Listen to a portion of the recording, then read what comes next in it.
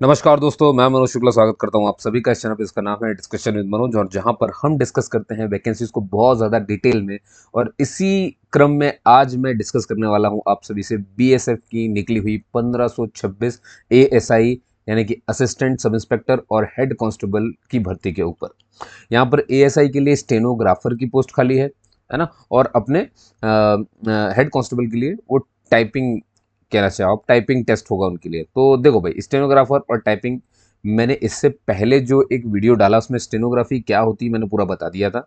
आज हम इसमें उसको छोड़ करके बाकी सारी बातें करेंगे।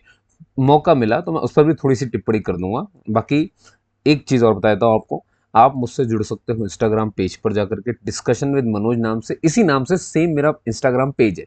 आप वहां जाकर के मुझसे पूछ सकते हैं, आप यहाँ पे कमेंट करके मुझसे पूछ सकते हैं। आप बेधड़क मुझसे पूछे, मैं जवाब दूंगा। थोड़ा सा लेट हो जाता है, कभी कभी एक दिन 2 दिन हो जाते हैं, पर टेंशन मत लीजिए, मैं डाउट का जवाब जरूर देता हूँ, है ना। किसी को भी मैं ऐसे खाली नहीं छोड़ देता हूँ कि मतलब उसका कमेंट पढ़ा नहीं, जवाब मैं दे देता हूँ। थोड़ा लेट हो सकता है। शुरू करते हैं। वीडियो थोड़ी सी लंबी होगी, थोड़ा सा ध्यान रखें कि आप देख सकते हो 34 पन्ने की पीडीएफ है ये पूरी। कितने? 34 पन्ने की। एक तो इसको मैं जरा एडजस्ट कर दूं, ये हो गया भाई।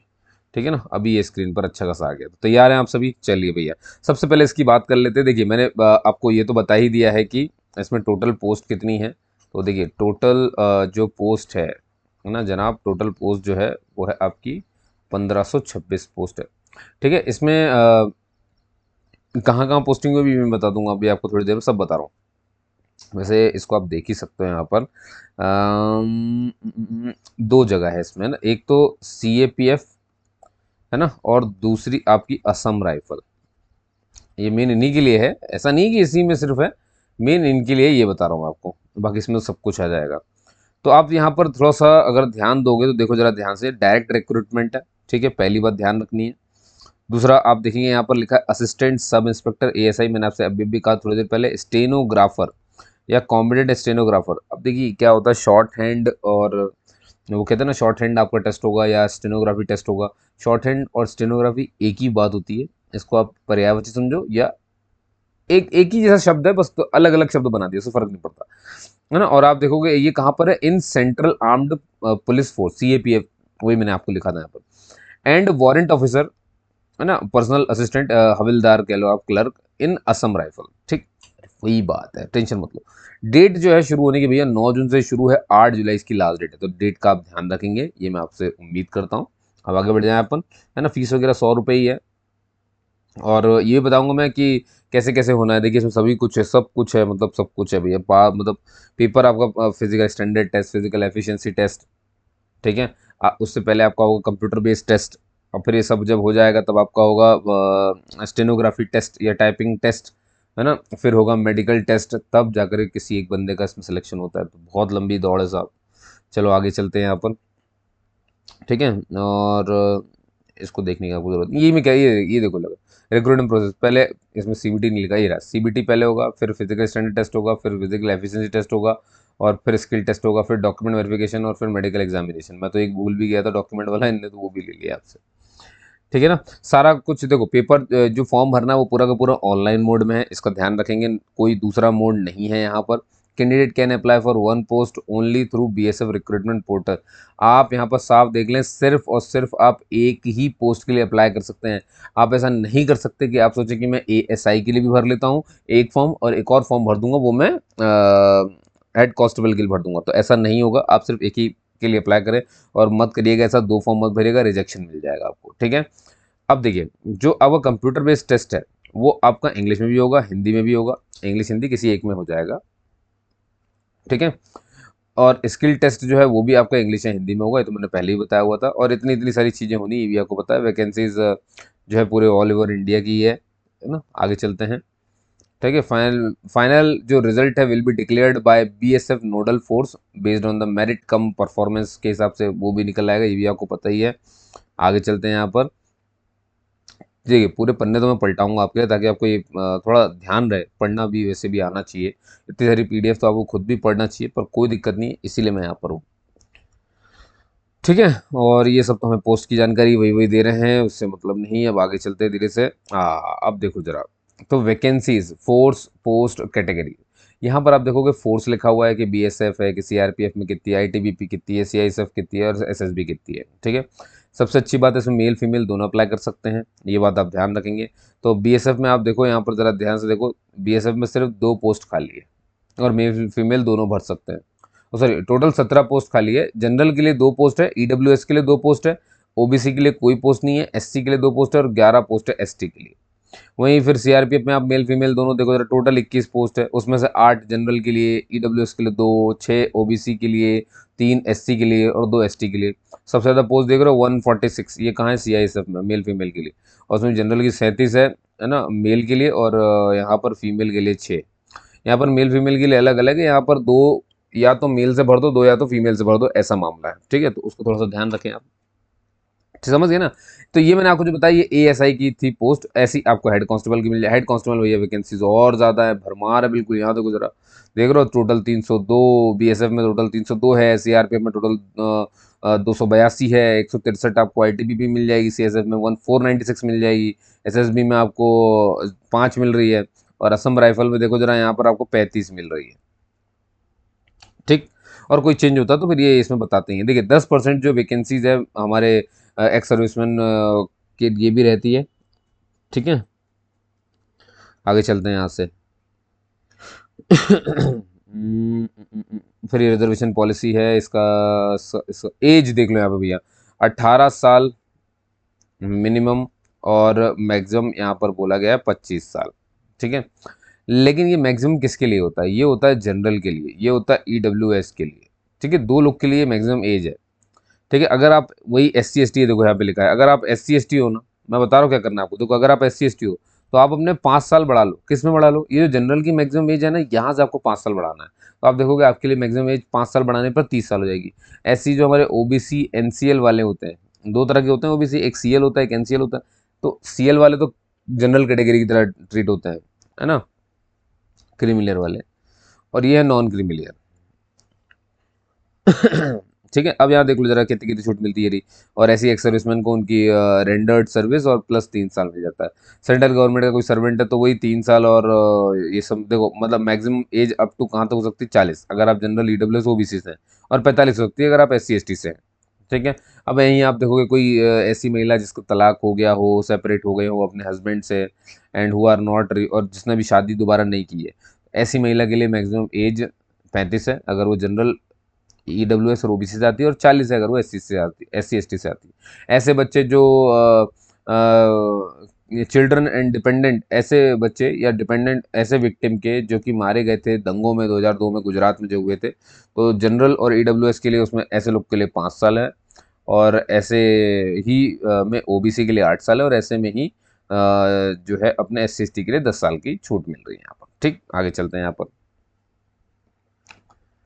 अब देखो इनने साफ बोला है कि ये कोई भी दिव्यांगजन के लिए जो पोस्ट है वो सूटेबल नहीं है, तो वो इसे नहीं भर पाएंगे, है ना। देखो लिखा है, above mentioned posts are not identified for any following category of person with disability, that is hard of hearing, one hand, है ना, BH और autism, hence they need not to apply। तो मतलब ऐसे लोग ना अप्लाई कर पाएंगे, ये इसका कहने का मतलब है। ठीक, और आगे चलते हैं हम जरा ध्यान से। एक्स सर्विसमैन ये सब तो बता दिया गया, who have already secured employment, ये एक्स सर्विसमैन के लिए जानकारी रहती है कि जिन्होंने पहले ही एक्स सर्विसमैन कोटे से कहीं जॉब ले ली है, तो वो लोग इसे नहीं ले सकते दोबारा से उसी कोटे से, एक्स सर्विसमैन के ही कोटे से, तो ये तो नामुमकिन है। ठीक है, चलिए आगे चलते हैं। और तो कुछ है नहीं, बाकी तो आपको पता ही, प्रधानमंत्री जी अभी लोकसभा में सब शपथ चल रहा है। इस बार 280 नए सांसद पहुंचे हैं, और 216 पुराने सांसद है जो बन रहे हैं वहाँ पर। इस बार तो गठबंधन भी बड़ा मजबूत है, अब देखते क्या होता है। यहाँ नीट के स्कैम और यूजीसी नेट के पेपर कैंसिल होना, नीट पीजी कैंसिल होना, काफ़ी कुछ चल रहा है, कई लोग की धरपकड़ हो रही है। ठीक है, अभी तो आप हैरान रह जाओगे, सोचो ज़रा, एक रघुवंशी है ना, कोई रघुवंशी आदमी है जो प्रिंटिंग प्रेस में काम करता है, वो पेपर लीक कर रहा था, प्रिंट होता है ना पेपर, तो उसने लीक किया है, भोपाल का है वो बंदा। ठीक है ना, तो अभी उसको पकड़ लिया गया है, अब और चल रहा है, देखिए धीरे धीरे धीरे धीरे मामला खुलता चला जाएगा। अब तो महाराष्ट्र और महाराष्ट्र में भी मिल रहे हैं इसके नकलची जिन्होंने ये चीटिंग करवाई थी। है ना, और वो करता कुछ नहीं था, उसका स्कैन कर लेता था मोबाइल में और उसकी टेलीग्राम वगैरह पे दे देता था जो लोग इसको सर्कुलेट करते थे। ऐसे ऐसे लोग हैं भैया यहाँ पर, तो देखो ज़रा ध्यान से। तो इस बीच में इस बीच में आपको ये सारे काम करने हैं, ठीक है। अब देखिए ज़रा, person serving in the arm forces, ये भी पॉइंट नहीं है हमारे काम का। मेरा फ़ोन बज रहा, घबराइए मत उसको लेकर के। कुछ खास नहीं दिख रहा है आज तो। नहीं, ठीक है ठीक है, इसमें कुछ नहीं है, कुछ नहीं है, मैं देख रहा हूँ, बस देख रहा हूँ मैं, चिंता मत करिए। हाँ, बस ये देखिए सर्टिफिकेट वगैरह का ध्यान रखेंगे, जैसे ये जो हमारे ईडब्ल्यूएस वाले होते हैं ना, ईडब्ल्यूएस वाले, इनको सर्टिफिकेट जो लगता है वो इनकम एंड एसेट सर्टिफिकेट वाला लगता है। जबान फिसली जा रही है, ठीक है ना। और आगे बढ़ जाओ ऐसे अब धीरे धीरे धीरे धीरे धीरे। एसेंशियल क्वालिफिकेशन इनने बोला, देखो candidate must have passed intermediate, मतलब 10वीं पास कर चुका हो, है ना, 10+2 का एग्जाम हो चुका हो, 12वीं पास हो चुका हो, ठीक। और अब यहाँ पर आते हैं। अप्लाई कैसे करना है, वो ये लिंक है, बाकी मैं लिंक ऑनलाइन दे दूंगा आपको, मतलब लिंक दे दूंगा मैं आपको, तो इस पे आप जा करके भर सकते हो उसको वैसे तो। पर फोटोग्राफ वगैरह वही है, बिना कैप वगैरह के रखना है, बिना चश्मा के रखना है, फ्रंट देखना है, बिल्कुल सामने देखना है आपको। आगे चल रहे हैं, आगे चल रहे हैं, आगे चल रहे हैं। एप्लीकेशन फ़ी मैंने बता दी है, 100 रुपये। महिलाओं को, SC ST एक्स सर्विसमैन, इन लोग को कोई फीस नहीं देनी है, इनके लिए बिल्कुल मुफ्त है ये, है ना। और के ऑनलाइन ही पेमेंट करनी है आपको, 8 जुलाई से पहले पहले फॉर्म को भर देना है, मैंने ये भी बता दिया है। सेंटर वगैरह आप देख लो, जम्मू कश्मीर यहाँ पर हर जगह है, खैर उसका सेंटर तो MP में भी आप देख सकते हो, है ना। SSB एकेडमी भोपाल, और बहुत सारी जगह है भाई, कतार, है ना। सेंटर चेंज नहीं होगा एक बार अगर आपने उसे क्लिक कर दिया तो, और फॉर्म में आप दोबारा बदलाव भी नहीं कर सकते, ये भी ध्यान रखना। अलॉटमेंट ऑफ ये roll number for the post of ASI, roll number for the post of head constable.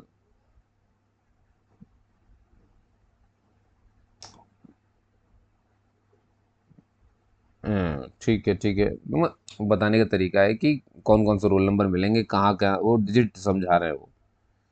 Scheme of the examination देखो भैया, 3 फेज में है ये, तो आपने देखा फर्स्ट फेज में आपका फिजिकल स्टैंडर्ड टेस्ट हो रहा है, फिर फिजिकल एफिशिएंसी टेस्ट हो रहा है, और सेकंड फेज में आपका CBT होगा, ये कमाल की बात है। और थर्ड फेज में आपका फिर स्किल टेस्ट वगैरह होगा। तो देखो पहले तो आपका नाप जोक और दौड़ा रहे हैं आपको, तो आज आप फिजिकल स्टैंडर्ड टेस्ट के बारे में अपन पहले पढ़ लेते हैं, और फिजिकल एफिशिएंसी टेस्ट यानी फर्स्ट फेज के बारे में हम डिस्कस करने जा रहे हैं। क्या आप तैयार हैं? बहुत बढ़िया, देखो ध्यान से बेटा। तो male candidate except those listed below serial number, ऐसे मेल कैंडिडेट की पहले बात करते हैं जो आम लोग हैं। हाइट कितनी चाहिए? 165 सेंटीमीटर। छाती बिना फुलाए 77 और फुलाने के बाद 82 हो जाए, ठीक। वहीं पे मेल कैंडिडेट फॉलोइंग, अब जो है वो गढ़वाली, कुमाऊनीज, गोरखा, डोगराज, मराठा, ये सब में आते हैं। ये सिक्किम, नागालैंड, अरुणाचल प्रदेश, मणिपुर, त्रिपुरा, मिजोरम, मेघालय, असम, हिमाचल प्रदेश, लेह लद्दाख रीजन, कश्मीर वैली से आते हैं, उनके लिए थोड़ी सी छूट दी गई है। 165 नहीं, 162.5 सेंटीमीटर है वही, लेकिन छाती सेम है, बिना फुलाए इतनी और फुलाने के बाद इतनी, 5 सेंटीमीटर तो फूले। और अब जितने भी मेल कैंडिडेट हैं ST के, उनके लिए भी वही हाइट है सेम, और यहाँ पर इनकी थोड़ी छाती में भी कमी दी गई है, 76 से 81 फुला के दिखाना है आपको। फीमेल कैंडिडेट के लिए सिर्फ हाइट रहेगी 155 सेंटीमीटर है। और अगर ऐसी फीमेल हमारी गोरखा, डोगरा, मराठा और लेह लद्दाख, वही जो मैंने अभी ऊपर थोड़ी देर पहले पढ़ा था, नहीं तो आप यहाँ पे आपने से पढ़ सकते हो, उनके लिए 150 सेंटीमीटर है, ठीक है। और बाकी सारी फीमेल जो ST कैटेगरी से आती हैं उनके लिए भी 150, मतलब कुल मिला के जनरल वाली महिलाओं के लिए 155, बाकी सबके लिए 150, ठीक है। वेट वगैरह उसी रेशियो में रहेंगे। फिजिकल एफिशिएंसी टेस्ट देख लो आप ध्यान से। जो मेल कैंडिडेट है उनको 1.6 किलोमीटर यानी 1.5 किलोमीटर से 100 मीटर ज़्यादा, तभी तो 1.6 किलोमीटर है। एक 1600 मीटर समझ लो ना इसको, आप 1600 मीटर कह लो इसको, 1600 मीटर कह सकते हो, 800 का डबल जस्ट। और देखो इनको तो 800, महिलाओं को 800 और लड़कों को 1600, मतलब 800 का डबल। इनको दौड़ना है 6 मिनट 30 सेकंड में, लड़कों को 6 मिनट 30 सेकंड में 1600, और लड़कियों को 800 दौड़ना है 4 मिनट 45 सेकंड के अंदर अंदर। तो भैया ये टाइम याद रखना, ये आपका एफिशिएंसी टेस्ट हो गया, है ना। बहुत बढ़िया। और एक बात और इन्होंने बता दी कि देखिए फिजिकल स्टैंडर्ड टेस्ट और एफिशिएंसी टेस्ट जो है, नाप जोख और दौड़ाई वगैरह, इसके कोई मार्क्स नहीं है, ये सिर्फ क्वालिफाइंग इन नेचर है, मतलब आपको सिर्फ इन्हें पास कर लेना, इसके नंबर वंबर नहीं जुड़ेंगे, ठीक है ना। कि आप सोचो इसके मेरिट वेरिट बनेगी नहीं, सिर्फ इसको पास करके रख देना है। और यहाँ पर बाकी ठीक है, इसमें अब यहाँ पे कुछ खास नहीं है, आगे चलते हैं। सेकंड फेज में आ जाते हैं भैया कि क्या क्या पेपर में आना है। तो देखो जरा ध्यान से, पहले तो आपको ये मालूम रहना चाहिए कि 1 घंटे 40 मिनट का आपका पेपर होगा। कितने घंटे का? 1 घंटे 40 मिनट का कंप्यूटर पे पेपर होगा। ये आपका पूरा का पूरा 100 क्वेश्चन 100 मार्क्स का है ये पूरा का पूरा, है ना। कैसे यार, देखो देखो क्वेश्चन भी तो 100 ही हैं। क्वेश्चन भी आपको कितने आ रहे हैं? 100। ठीक है, और मार्क्स भी कितने हो रहे हैं आपके? 100। ठीक, सब कुछ 100 ही 100 है यहाँ पर। क्वेश्चन पेपर हिंदी इंग्लिश दोनों में रहेगा। क्या क्या है क्वेश्चन पेपर में वो देख लो जरा। हिंदी या इंग्लिश कोई भी एक लैंग्वेज जो आपने चुनी होगी उसके 20 क्वेश्चन आएंगे। जनरल इंटेलिजेंस के 20 क्वेश्चन आएंगे। न्यूमेरिकल एप्टीट्यूड के 20 क्वेश्चन आएंगे। क्लरिकल एप्टीट्यूड के 20 क्वेश्चन आएंगे। कंप्यूटर नॉलेज के भी 20 क्वेश्चन आएंगे। ठीक है, डेट और ये सब आपको एसएमएस और ईमेल के माध्यम से बता दिया जाएगा, है ना। आपको मतलब स्कोर वो एडमिट कार्ड भेजेंगे। फिर जो भी आपसे मार्क्स स्कोर करोगे आप, उसका नॉर्मलाइजेशन होने वाला है। यहाँ पे साफ लिखा है, तो इतनी चिंता मत करो। ऐसा नीट टाइप नहीं होगा, ग्रेस मार्क दे दिया और बाद में उससे पलट गए तो बड़ी दिक्कत हो गई भैया, है ना। काफ़ी फर्जीवाड़ा यार, इतने बड़े सेंट्रल लेवल के एग्जाम पे। मॉक टेस्ट वगैरह भी आप दे करके देख सकते हो, उसी लिंक में उपलब्ध हो जाएगा। मतलब थोड़ा सा वेबसाइट पे ना समय खर्च कर लेना, तो आपको समझ में आ जाएगा कहाँ पर क्या दिया हुआ है। ठीक है, बाकी कैलकुलेटर तो यूज़ नहीं होगा, ये तो आपको पता ही है। ठीक है, और कोई भी अच्छा, इसमें कोई भी बोनस मार्क नहीं मिल रहा है। Will be given to the NCC certificate holder. ये बड़ी बुरी बात लगी मुझे, देना चाहिए था, पर ठीक कोई बात नहीं है। NCC certificate, there is no provision for revaluation checking scores. और यहाँ पर कोई चेकिंग भी दोबारा नहीं होगी भाई, 10वीं 12वीं नहीं है ना ये। In case of any difference discrepancy, कुछ भी हो सकता है। चलिए आगे चलते हैं यहाँ पर। अब आप सिलेबस देख सकते हो यहाँ पर, देखो जरा। जैसे कि इंग्लिश का सिलेबस ये कुछ दिया हुआ है भाई, जैसे एंटोनिम आएगा, homonyms synonyms miss spelling mistakes आएंगी, एक वर्ड सब्स्टिट्यूशन आ जाएगा, improvement of sentence active passive voice हो जाएगी, conversion into the direct indirect narration आ जाएगा। मतलब वो ये कहना चाह रहा है। हिंदी भाषा में आप देखोगे कारक वचन लिंग सर्वनाम विशेषण क्रिया काल वाच्य, है ना, अव्यय उपसर्ग प्रत्यय, फिर अपठित बोध, ये क्या है, मुहावरे लोकोक्तियाँ, ये सब आएंगी। नॉर्मल जो हिंदी की तैयारी होती है वही सब करनी है आपको। जनरल इंटेलिजेंस में भैया आपको मालूम ही है ना, क्लासिफिकेशन ड्राइंग इंटरफेरेंस फ्रिगल, यही सिलॉग वगैरह जो आते रहते हैं, आपने देखा भी होगा उन्हें। ठीक है, न्यूमेरिकल एप्टीट्यूड में आपको वही करके दिखा देना, जैसे एलजेब्रा के क्वेश्चन होंगे, ज्योमेट्री के होंगे, फंडामेंटल अरिथमेटिक ऑपरेशन होगा, मेंसुरेशन होगा। नीचे कर देता हूँ, मैं ही दिख रहा हूँ, ट्रिग्नोमेट्री स्टैटिकल ये हो गया, क्लरिकल एप्टीट्यूड वगैरह भी आ जाएगा, है ना। जैसे डाटा चेकिंग हो गया, कंपैरिजन एबिलिटी से पूछ लेंगे कुछ आपसे, स्पेलिंग चेकिंग्स पूछ लेंगे, एरर स्पॉटिंग पूछ लेंगे, ये सब पूछा है। कंप्यूटर नॉलेज में आपको बेसिक कंप्यूटर का फंडामेंटल पता होना चाहिए, हिस्ट्री पता, फीचर पता हो कंप्यूटर की। ठीक है, ये सब कुछ चीज़ें, जैसे एमएस वर्ड एक्सेल, इन सब के बारे में जानकारी होनी चाहिए। और ये आ गया स्किल टेस्ट। मैंने आपको बता दिया था कि एएसआई का जो है उनका स्टेनोग्राफी का टेस्ट होना है, और हेड कांस्टेबल के लिए जो है उनका टाइपिंग टेस्ट होना है सिर्फ। ठीक है, स्टेनो में मैं क्या बता रहा हूँ आपको ध्यान सुना। स्टेनो कह लो या शॉर्ट हैंड कह लो, देखो शॉर्ट हैंड क्यों कहते हैं, तो शॉर्ट हैंड मतलब होता है छोटे में लिखना। जैसे मान लीजिए, और इसके लिए स्पीड आपको ध्यान रखनी है ना, ये देखो लिखी हुई है 80 वर्ड्स पर मिनट की रफ्तार से लिखना है, और ऐसा 10 मिनट। होता क्या है यहाँ पर, देखो मैंने बताया एक वीडियो में, लेकिन आप उसे देख लेना एक बार, फिर भी मैं बताता हूँ। क्या होता है कि जब आप स्टेनो का आपका स्किल टेस्ट होगा, तो वहाँ पे ऐसा होगा कि 20-20 करके बच्चों को बिठा दिया जाएगा अलग अलग रूम में, 20-25 जितना भी उनको लगेगा। एक रूम में 20 बैठे होंगे। सामने आपके सीडी प्लेयर चल जाएगी। सीडी प्लेयर में या तो आपसे हिंदी में वो सीडी प्लेयर बोल रही होगी, या तो इंग्लिश में बात कर रही होगी। आपके हाथ में पेन और पेपर दिया जाएगा। ठीक है, अब हिंदी वाली अगर आपने चुनी है तो 10 मिनट तक हिंदी का डिक्टेशन चलेगा, सीडी घूमती रहेगी 10 मिनट तक। और अगर आपने इंग्लिश चुना है तो आपके सामने इंग्लिश का डिक्टेशन चलता रहेगा 10 मिनट तक। तो फिर आपके रूम अलग अलग होंगे, क्योंकि सीडी चलेगी, डिस्टर्बेंस ना हो, है ना। तो देखो, अब क्या करना है, आपको नोट पैड मिला है, अब ध्यान सुनना, ये 10 मिनट तक चलेगा। आपको रफ्तार कितनी रखनी है? 80 वर्ड्स पर मिनट। तो ये जो आप रफ्तार देखो ना, 80 वर्ड पर मिनट, ये कागज पर है। लेकिन कागज पर क्या लिखने के लिए, कि जो हिंदी में वो बोलता जा रहा है या जो इंग्लिश में वो बोलता जा रहा है मैं लिखता जाऊँ? नहीं, ऐसा हो नहीं सकता कि बहुत बड़ा भाषण आप पूरा शब्द शब्द लिख दो। जैसे किसी ने बोला कमल, तो आप पूरा कमल लिख रहे हो, है ना। ऐसा नहीं करना है, ऐसा करोगे तो रिजेक्शन मिल जाएगा। आपको इस नोटपैड में क्या करना है, कमल के लिए जो कोड बनाया जाता है, स्टेनोग्राफी में कोड सिखाए जाते हैं, कि जैसे मैंने एक बार बताया था आपको, देखो का को हॉरिजॉन्टल बनाते हैं, खा को लिखते हैं ऐसा करके ऐसा, और गा को लिख देते हैं थोड़ी सी गाढ़ी लाइन होती है, फिर ऐसा लिख देते हैं। घा को लिखते हैं गाढ़ी लाइन थोड़ा सा ऐसा कर देते हैं, है ना। काका गागा अंगा, अंगा जब रहेगा हमारा, उसके लिए चंद्रा बना। तो देखो सिंबल से बात चलती है यहाँ पर, तो वही आपको ना क्या करना है, सारे सिंबल सिंबल से अपने पेपर भर के रख लेना है। ठीक है, अब देखो ये आपने क्या कर दिया, सारी हिंदी जो उन्होंने बोली, तो मैंने कहा ना सिंबल में लिखोगे तभी तो जल्दी होगा ना, तभी तो वो कहते हैं कि 100 वर्ड्स पर मिनट या 80 वर्ड्स पर मिनट आ जाता है ना। ये तो ये कब आता होगा, जब आप हिंदी में लिख रहे हो पूरा, जब आप सिंबल में लिख रहे हो तब इतनी होगी, तब तो आप 100 भी करवा लो, 120, क्योंकि सिंबल ही तो बनाना है, कि कमल को ऐसा लिख देना है, ये बना दिया ऐसा करके। जैसे मान लो कमल को मैंने कहा ये कमल को लिखते हैं शायद ऐसा ऐसा करके, बता रहा हूँ मैं, एक हिंट लेना। तो देखो मेरा काम कितना आसान हो गया। हाँ लेकिन मुझे ये पता होना चाहिए कि फिर ये कमल है क्यों। अब सर यहाँ पे लिख लेने के बाद क्या होगा, 10 मिनट में आपने मान लो पूरा लिख लिया 10। अब देखो कितने एक तो 80 वर्ड्स पर मिनट और 10 मिनट तक चल रहा है, मतलब टोटल 800 शब्द मेरे पास होंगे।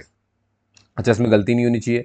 गलती की गुंजाइश कितनी है, 800 का 5% निकाल लो, 800 का 5% निकालोगे तो आएगा 40 मिस्टेक, मतलब 40 शब्द की आप गलती कर सकते हो। ठीक है, वहाँ तक दिक्कत नहीं, लेकिन 40 से अगर एक और शब्द की आपने गलती करी तो आप ध्यान रखना आपको इसकी पेनल्टी मिल जाएगी। ठीक है ना, मतलब 41वीं गलती नहीं होनी चाहिए, ध्यान रखेंगे। तो आपने जब लिख लिया नोटपैड में, अभी खत्म हो गया स्टेनोग्राफी, नहीं।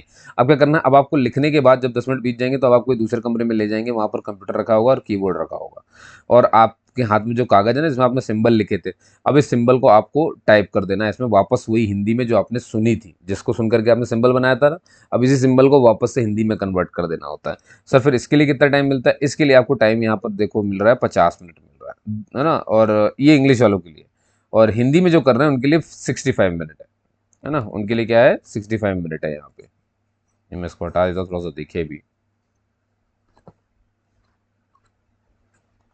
ठीक है, 65 मिनट फॉर हिंदी और 50 मिनट फॉर इंग्लिश हो गया। ठीक है, अब ये तो हो गई भैया एएसआई की बारी पूरी की पूरी। अब हेड कांस्टेबल की देखो, हेड कांस्टेबल ने सिर्फ लिखा है इंग्लिश टाइपिंग होनी चाहिए, वो भी 35 वर्ड्स पर मिनट के साथ, और अगर हिंदी में टाइप कर रहे हो आप तो 30 वर्ड्स पर मिनट के साथ आप कर सकते हो। ठीक है, और इसमें भी वही है 5% से ज़्यादा अलाउड नहीं। अच्छा हिंदी के फॉन्ट कोई मुझसे पूछेगा तो बता दो मंगल फॉन्ट है भैया, पहले ही आप ध्यान दे दें यहाँ पर। ठीक, और ये भी आपको पता हो गया, और क्या पता चलना चाहिए आपको, मेरे ख्याल से कुछ मालूम चल गया। हाँ जो पहले से कहीं काम कर रहे हैं कि सरकारी महकमे में है, तो अगर वो इस फॉर्म को भर रहे हैं तो उन्हें नो ऑब्जेक्शन सर्टिफिकेट अपने बॉस से लाना पड़ेगा और साइन भी करवाना पड़ेगा। ठीक है, इन सब की फोटोकॉपी पहले से करा के रख लें या स्कैन करा के रख लें। Aadhaar, voter ID card, PAN card, passport, driving licence, ये सब रख लो है ना, 10वीं की मार्कशीट, 12वीं की मार्कशीट, सब होने चाहिए। आपने जो पढ़ा उसकी मार्कशीट, आपका कास्ट सर्टिफिकेट। ठीक है ना, अगर आपकी शादी हो गई है तो आपको एफिडेविट दिखाना पड़ेगा या मैरिज सर्टिफिकेट दिखाना पड़ेगा। ठीक है, यही सब आपको करना है। ठीक, यहाँ पर ये रेड मैंने इसलिए लिखा है क्योंकि यहाँ पर धोखे से इस पीडीएफ में शायद मिस प्रिंट हो गया होगा, टेस्ट होना चाहिए था, टेस्टिस आ गया है। ठीक है, तो गलती है, मुझे मिली तो मैंने मार्क कर ली। अच्छा भैया यहाँ देख लो जरा, आपके नौकनी नहीं होना चाहिए, घुटने आपके ना टकराते हो, मतलब तलवे आपके सपाट नहीं होने, जैसे तलवे जैसे नहीं किसी के पोल नहीं होते तलवों में, पूरा पैर रखा जाता तो वो फ्लैट फुट होता तो वो नहीं चलेगा आपका। ठीक, आपकी मानसिक स्थिति और बॉडी की स्थिति अच्छी होनी चाहिए। टैटू वगैरह मैंने आपको पहले बताया, देखो टैटू कभी भी सीधे हाथ में तो अलाउड नहीं है। ठीक है ना, ये अलाउड है उल्टे हाथ में, उल्टे हाथ में भी अंदर की तरफ। ऐसा क्यों, देखो क्या होता है, हम सलूट जो है ना सीधे हाथ से मारते हैं, अब आपने जब सलूट मारा सीधे हाथ से तो आपने सीधे हाथ में यहाँ पे, यहाँ की तरफ अगर आपने टैटू बनाया तो दिक्कत होगी, टैटू नहीं दिखना चाहिए। तो उल्टे हाथ में नीचे की तरफ चल जाएगा, वो भी ऊपर की तरफ नहीं चलता है, इसका थोड़ा सा ध्यान रखना है ना। और बोलते ना 1/4 होना चाहिए आपके एल्बो के साइज का। ठीक, और एडमिशन टू द टेस्ट आपको तो पता ही है, बाकी सब कुछ है ना, ये डॉक्यूमेंट लगा देना है, ये मैंने बता दिया है।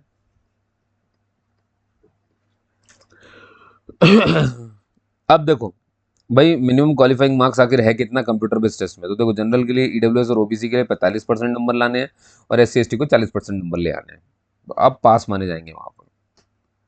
ठीक है, और इसके बाद तो खैर यहाँ पे बहुत सारी बातें लिखी हुई हैं, पर आपको उसको ज़रूरत नहीं है जानने की, क्योंकि मैंने पहले इसको देख लिया पढ़ लिया है पूरा। ठीक है ना, मैं पूरा पढ़ लेता हूँ, बस ये ध्यान रखना कि फॉर्म भरते वक्त पहले आपको रजिस्ट्रेशन करना है, फिर वहाँ से आईडी पासवर्ड आएगा, फिर वापस फॉर्म भरने पहुँच जाना है, तो अब तुमको पता ही है यार। ठीक है, फोटो वगैरह का साइज़ आप देख सकते हो 30 से 100 KB के बीच में, सिग्नेचर का 20 से 50 KB के बीच में, डॉक्यूमेंट का 30 से 100 है ना, थंब इम्प्रेशन जो है 50 KB से ऊपर ना हो, तो बड़े सारे तामझाम रहते हैं, ये आपको ध्यान से देख लेना, उसके बाद आपको काम करना है। ठीक है, और यहाँ पे ये फॉर्म खत्म हो जाता है। तो मैं दोस्तों उम्मीद करता हूँ आपको वीडियो अच्छी लगी होगी, मैंने काफ़ी कुछ आपको बताया है। ठीक है ना, फिर भी कोई कमी रह जाए तो आप कमेंट कर सकते हो, मैंने आपको दोनों राह बता दी है, इंस्टाग्राम पर भी और यहाँ पर भी, है ना। आपने मुझे सुना उसके लिए बहुत बहुत धन्यवाद दोस्तों। मिलते हैं अगले वीडियो में, तब तक के लिए जय हिंद जय भारत, और अपना ख्याल रखिएगा, और अगर सिलेक्शन हो जाए तो मुझे बताइएगा ज़रूर।